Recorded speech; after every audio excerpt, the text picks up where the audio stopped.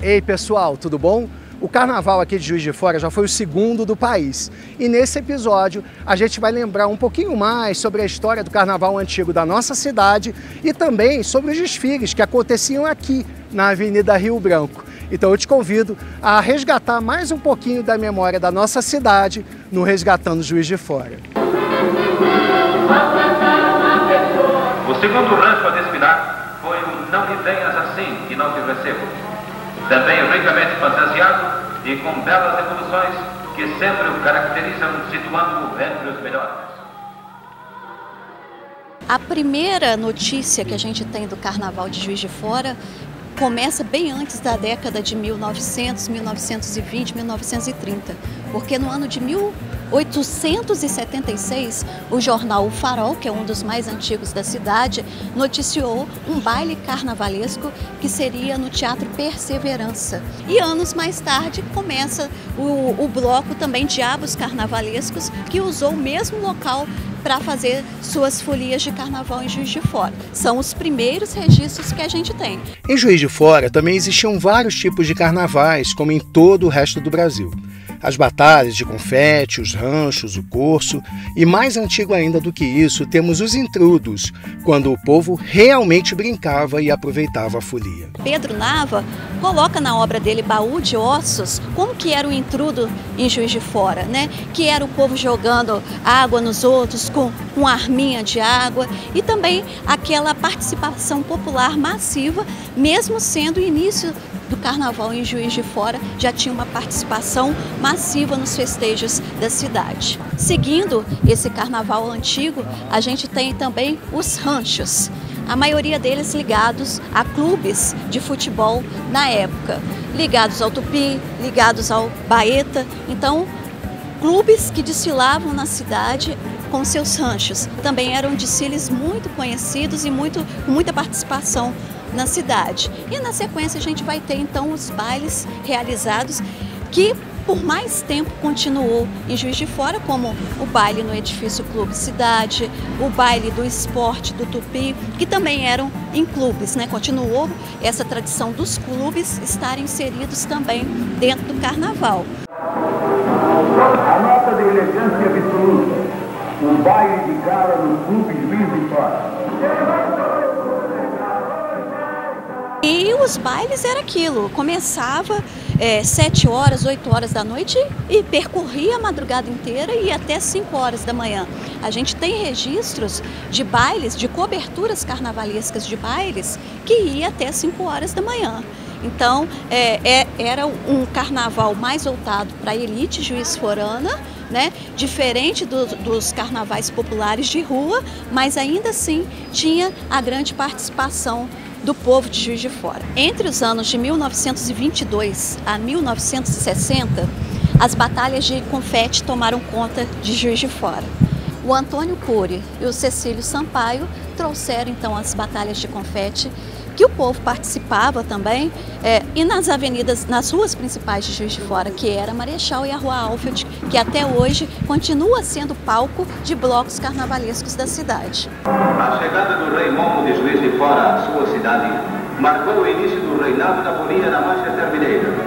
Logo depois, quem chegava era Sua Majestade Rei Momo I e único, acompanhado da princesa do rádio Regina Maria. O primeiro desfile oficial aqui de Juiz de Fora aconteceu no ano de 1966, que foi preparado, né, esse grande desfile de escola de samba, tendo concorrendo aí as duas principais, a Turunas do Riachuelo, que foi fundada em 1934, e a Feliz Lembrança, fundada em 1939.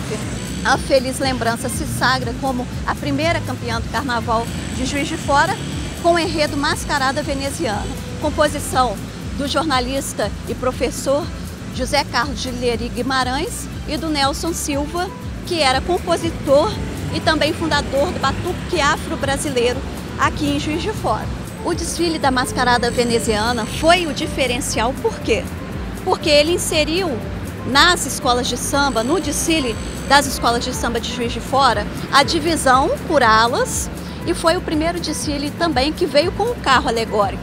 O carro alegórico era uma gôndola relembrando a história da Itália, né? Então esse foi um diferencial. E a quantidade de pessoas também que trabalhavam na quadra da escola para que esse desfile fosse produzido e levado à avenida. Daí o diferencial da mascarada veneziana e desse primeiro desfile oficial em Juiz de Fora.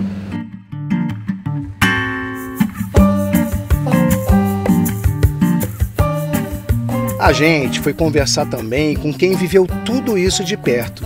Ele é um dos grandes personagens da história do Carnaval de Juiz de Fora.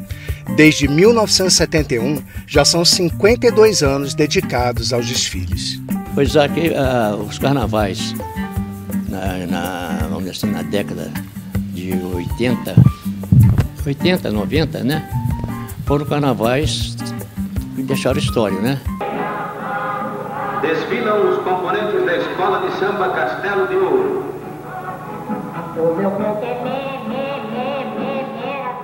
Zezé foi o primeiro puxador de avenida em Juiz de Fora.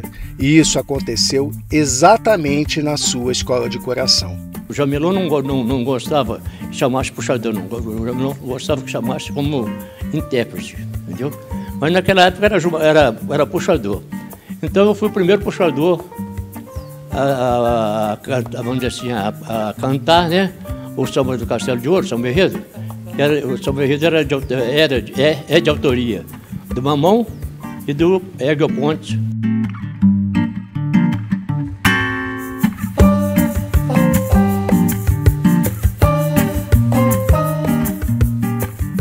Então eles me chamaram para cantar o samba. E eu saí puxando, vamos dizer assim, o samba, né? E foi assim na época foi assim todo mundo ficou assim meio entusiasmado, né? Porque na época o samba do Enredo na Avenida Rio Branco, ele era puxado praticamente por um coro. E aí, como foi o primeiro a sair sozinho, eu chamei atenção, né? Vamos assim dizer, né? Eu chamei atenção. E dali para cá eu comecei a minha carreira, vamos dizer assim, dentro do Carnaval de Juiz de Fora. Entendeu? Tem sempre aquele samba que marca bastante. Da época dos desfiles de Carnaval na Avenida Rio Branco, qual seria aquele que até hoje ele carrega forte no coração? O que você guarda até hoje no coração foi o Zumbi Rei Negros Palmares. O Zumbi foi oia, Zumbi Morticombo, oia, Zumbi, que todos eles como em coro cuidam de ti. Foi o primeiro samba que eu participei, assim, vamos dizer assim, né? Com autoria e como interpretação, além do Festa Folclórica depois no Castelo de Ouro. Depois foi esse Zumbi Rei Negros Palmares, que a gente sempre fica com os dois, na realidade. Eu não vou apontar um só, porque até seria deselegância minha, entendeu? Mas eu guardo no peito a lembrança do Castelo de Ouro, que foi assim os primeiros passos, né, para o samba. Com um grande investimento em divulgação, o nosso carnaval foi crescendo. O movimento aumentava, inclusive com a venda de muitas pessoas de fora da cidade, inclusive famosos. O Carnaval de Juiz de Fora, ele já foi considerado o melhor de Minas Gerais e o segundo melhor do país. Perdia só para o Carnaval do Rio de Janeiro. Isso entre as décadas de 70 e 80. E o que foi feito nesse período? Um grande investimento do Departamento de Turismo, convidando as pessoas para cá. Foi o primeiro ano que se lançou o LP das escolas de samba. Então isso tudo proporcionou que o desfile de Juiz de Fora fosse conhecido não só na cidade, mas no Brasil inteiro. Nesse período também a gente recebeu até escolas de samba do Rio de Janeiro para desfilar aqui, como a Mocidade Independente de Padre Miguel, que fez um desfile aqui em Juiz de Fora. Tivemos também a presença de artistas globais, como o Edson Celulari, que participou da folia aqui em Juiz de Fora também. Falando em famosos, olha só isso. Ziraldo também esteve aqui. Seu livro, Flicts, foi enredo da Escola de Samba Mirim Império da Torre em 2012. Mas muito antes disso, teve aqui Lamartine Babo, autor de quase todos os hinos dos grandes clubes de futebol que conhecemos. Ele esteve aqui na década de 30.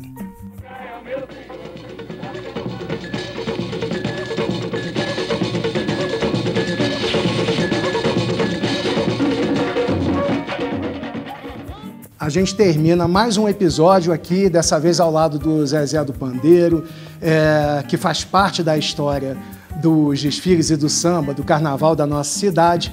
E eu te convido a continuar com a gente semana que vem com mais um episódio de Resgatando Juiz de Fora sobre o especial de carnaval da nossa cidade. Até lá!